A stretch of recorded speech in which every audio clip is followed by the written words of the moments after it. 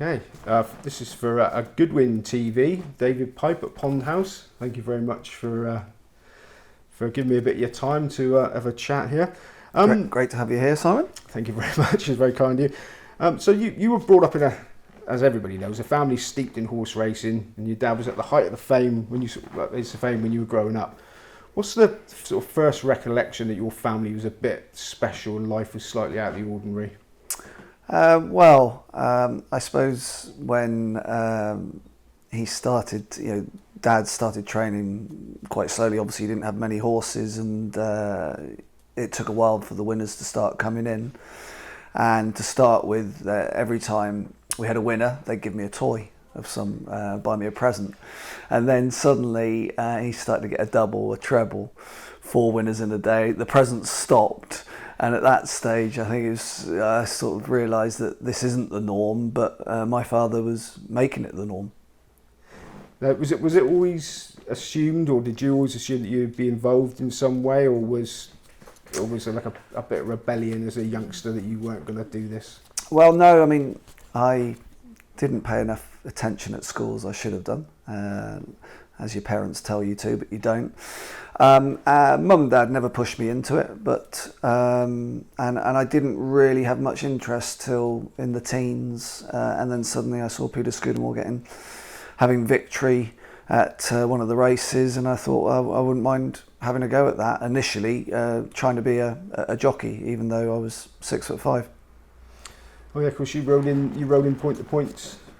I rode in point to points for I think about 6 years. Rode a couple winners under rules. Great fun, fantastic, and it helps you see that side of it. It's I think it's great being a jockey. Obviously, you've got the injuries, but you've got great camaraderie in the weighing room, and I'd love to have been a jockey, but the size and the ability probably wasn't there. So do you think that was gave you a sort of an extra dimension as a trainer, knowing what it's like for the jockeys out there if they've made a rick or? Well, I think it helps. You give your jockeys plan A and B, and usually they go to D. So things change, don't they? I mean, you have to do your homework, and you have to think how you think the race is going to pan out. But it doesn't always work that way, and then you have to give the jockey the leeway to use their own brain. And of course, your granddad Dave as well was a prolific racehorse bookmaker, and I spent a lot of time in the betting rings when I was younger, and I remember seeing you running around in them. It was lucky because you were quite tall, so I could spot you. I mean, you must have had the best marked card in the whole of racing. Well, it was a golden era, wasn't it? And you had to obviously keep an eye on my father's horses, especially if the price started shortening up. But sort of from the betting side of it, it taught my father, and obviously he pushed it on to me that if a horse, to tell the jockey if a horse is backed from 20s down to 6s, just to mark his card in the paddock beforehand, because if that horse goes off and goes 10 lengths clear, a 21 shot, you're not going to worry about it. But if it's been back from 20s down to 6s, then you don't want to give it as much leeway. And that was something that we always used to have someone come in and give us the prices of the horses before the race. And I actually went round the books with Grandad for 6 months in case one day I wanted to take over from him. We had some good fun in the betting ring. Yeah, no. Did they used to? Were you in the inner circle? Because I know that people like Frank Hilden you used to know, and he worked for your granddad for years. So did you actually get told? Probably when I was a bit older, I probably got told. Grandfather liked keeping things close to his chest. Now, was it hard to stay grounded in that sort of environment when you were a young man? I assume the money was coming in and you were getting these presents. And I remember at one point, didn't you get a car if you won a big race? Well, yeah, that's right. I did, which was amazing. But look, Mum and Dad have always taught me to be grounded, and it was amazing times. We're all the same. Now, you've been at the helm here, and I couldn't believe it when I looked up at 15 years. At Pond House. I mean, how much have things changed in that time in any way? Things have changed. Racing's changed in general. I joke with my father, it's much more competitive nowadays. But yeah, we've tweaked things at Pond House. You know, we've got a 3 furlong round Wexford Sand Gallop now, and we've tweaked how we train some of the horses. You don't change a winning system, and that's what my father had. At the same time, you have to watch what other people are doing and move with the times. So it's only small things that we've changed, but you know, a lot of small things add up to, you know, something more major. Now, you've had a lot of good horses sort of go through your hands. When you get a new horse, a new inmate, how long does it take before you can sort of start to gauge how good they are? And do you have benchmarks for exactly how good they potentially could be? Well, it's always exciting. You get a new horse, it's like getting a new toy, and you know, if they're coming to you from grass, then it takes you a few months to gauge a new horse. If the horse is coming to you fit, then you know, hopefully in a month, 6 weeks, you'll get an idea. So as I say, it's always very exciting, and then, you know, you'll look at what the horse does up the gallops. You get the feedback from the lads or the girls. Have a look at the horse's form that he's done so far, and then see what, then make our own minds up whether that horse has been running on over the right trip, whether it wants further, or whether we think it's well handicapped. So there's not like a time or something where you think, bloody hell, this is you know, last time we had one like this, it won at Cheltenham. Well, no, we do times of the gallops, but times probably are more for flat horses, and you know, gallops I only know about Pond House gallops, but gallops can be misleading, and you can get a 100 rated horse working upsides a 120 horse and beating him at home. Unfortunately, they make fools of you, and it's what they do on the racecourse, which is what counts. And would you be a form book expert? Would you know the form inside out? Do you study it? I like the form. Probably not as much nowadays as I used to, because I haven't got so much time on my hands. But we have people that help us with that side of it. But I do like the form. I like following the form, following the horses, and you know, try and you have the TV on in the background all the time, and pick up what you want to pick up. No. Pond House had a real reputation for landing some right old touches, and also for being an information Fort Knox. Nothing got out of here. When the opportunity presents itself, you see someone that's improved out of hand over the winter or whatever. Is the idea of having a tilt at the ring something you relish still? Yeah, we do like that, but I think it depends on your owner as well. You know, years ago, David Johnson, he used to love a bet, and he had 70 horses with us, so it was a big part of Pond House. I wouldn't say we have owners that really have big bets anymore. So at the same time, if we fancy one, and you know, obviously we'll tell them, and we say, you know, we ought to have a few quid on this one because we think he's well handicapped. As you say, if you've had one last season, maybe it's had a summer break, it's come in, it's strengthened up. Yeah, you know, it's always a bit more intrigue and fun, isn't it? Now, as you know, I tried very hard to get the late Chester Barnes to do one of these interviews. He got so far as giving me his phone number. He was either in the bath or out walking. He dodged me, and I tried to get you guys to help, but he wouldn't have it. Yeah. So very sadly, he's passed away. But can you give us a Chester story? A Chester story. He was a big part of Pond House, obviously, with Dad. He used to drive Dad everywhere, and yeah, you know, he was always cracking a joke, and when things weren't going so well, he'd entertain us. As for a story for Chester, I don't know. I mean, maybe Carrie Ann, their first big ever winner at Haydock. I don't think he'd known Dad very long.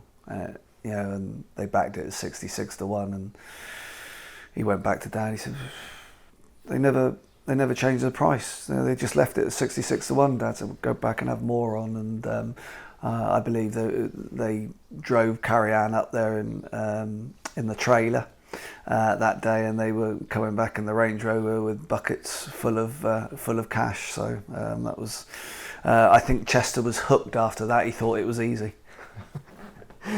Excellent. Now going on to more contentious sort of issue, not for you personally, but Cheltenham Festival. Now it seems like there's a Cheltenham preview starting October.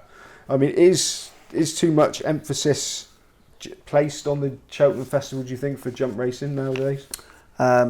Probably. I mean, you get a 3-year-old winner in August, September, and they're quoting for the Triumph and stuff like that. You say the Cheltenham previews.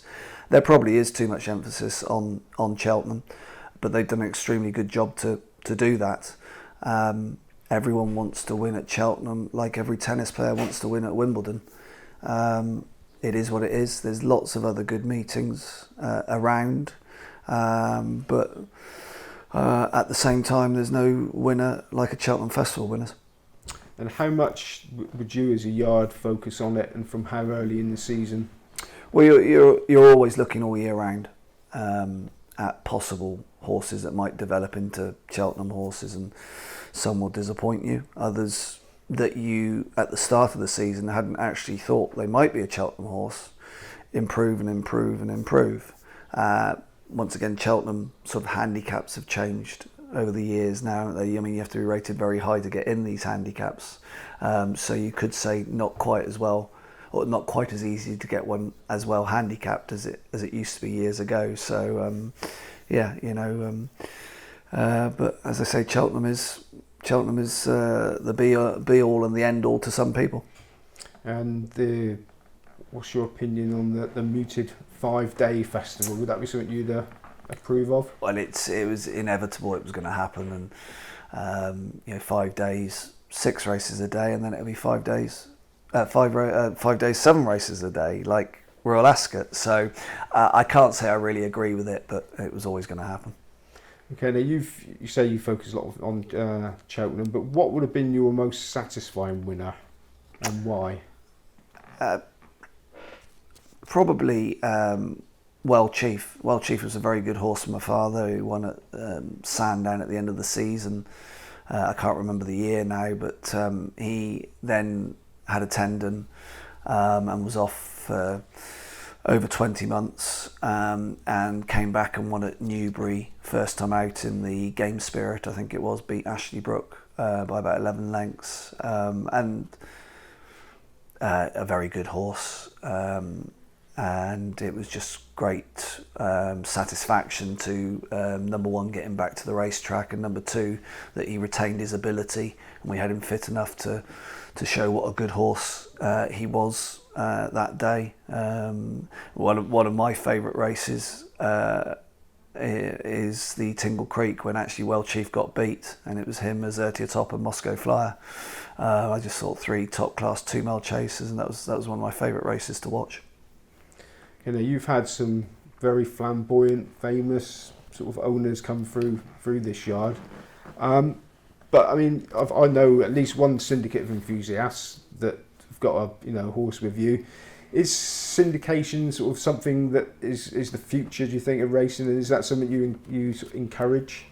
Well, I think syndication's always been there, but we need to make it more, put it more out there to the general public. It's a massive thing. In Australia, it's everything syndication, I think, and it needs to be more in this country. We've had lots of syndicates over the years, and some person starts with a 6th share in something, and they end up having a horse or having even more than that. So and it's I think it's a big thing. Okay, how easy is it? If somebody comes to you and says, right, I want to start a syndicate. I mean, how difficult would it be for somebody to do that from scratch? Well, they don't really sort of say they want to start a syndicate, but someone will come and speak to you and say, look, I'd like to go in a syndicate or buy a horse, and then I always ask, just give me a rough budget, and then I can hopefully point you in the right direction. If they've got a smaller budget, then are you happy in with 30 other people? Would you rather be in with 3 people? and then try and put like-minded people together. So the individual's budget tells you which sort of way we would direct them into. There's an excellent way of getting involved with your yard, which is the David Pipe Racing Club. That's extremely affordable, and owners can go in the paddock and they get to have open days here, etc. Is that something you see going forward, sort of expanding? Well, we hope so. I mean, it's £100 per season. We've had a great start. We have some horses leased. We're trying to buy some more horses for the syndicate or for the club. We have a WhatsApp group, and we've had lots of positive feedback about it, and we love it. I love seeing owners, whether it's Professor Caroline Tisdale with one horse or David Pipe Racing Club with 30 members out. I love seeing people happy in the winners enclosure afterwards, and they get, even though they've only got a share in the horse, they get so much fun out of it. And we want to make it bigger, because the bigger it gets, the more horses we can have, and everyone's happy. Now, you talk about getting bigger there. At the beginning of each season, do you sit down and think, right, this is something I want to achieve, i.e. certain type of races or a figure of a number of winners in the season? Is that something that you sort of challenge yourself to do? It's always nice to beat last season's total, but it depends what ammunition you have in the yard, and what you're trying to do every year is, look, we all want big winners, Saturday winners, but a selling hurdle winner gives me personally a lot of thrill as well.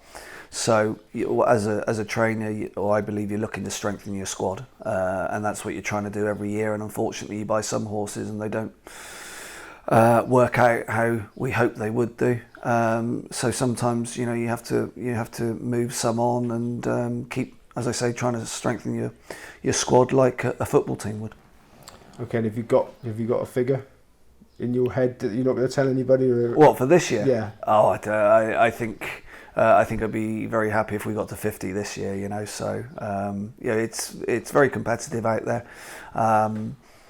Prize money is not great, even though the prices of horses are costing still a fortune. So all we can do is keep trying. We've got great owners, staff, and facilities. So we keep kicking. Okay, this wasn't on the list of questions I gave you, but you talked about the prize money there. Is that something that's getting quite serious now, as sort of putting people off owning racehorses? Yes, I think it's been serious for quite a while, but probably we've tried to, or the authorities might not have recognised it or not want to have recognised it, but it's a massive factor, and it's not going to change overnight. I appreciate that, but we need it to start changing. The Irish have got a very strong hand at the present moment, and people will have their own ideas why, but prize money has to be near the top. And what would be your idea of changing that if you could? As a final question. Yeah, personally, I think there's too much racing.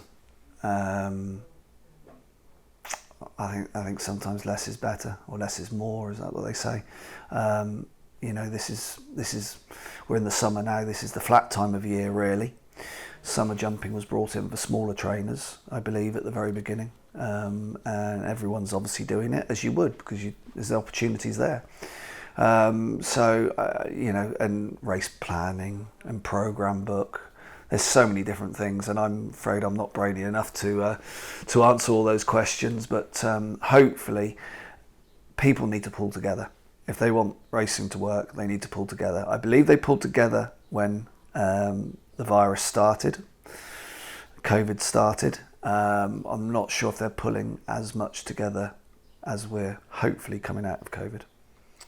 Okay, David, well, on that note, wish everyone at Goodwin, wish you all the best for the season. Not too many winning favourites, please. Thanks, Simon. Thank you very much.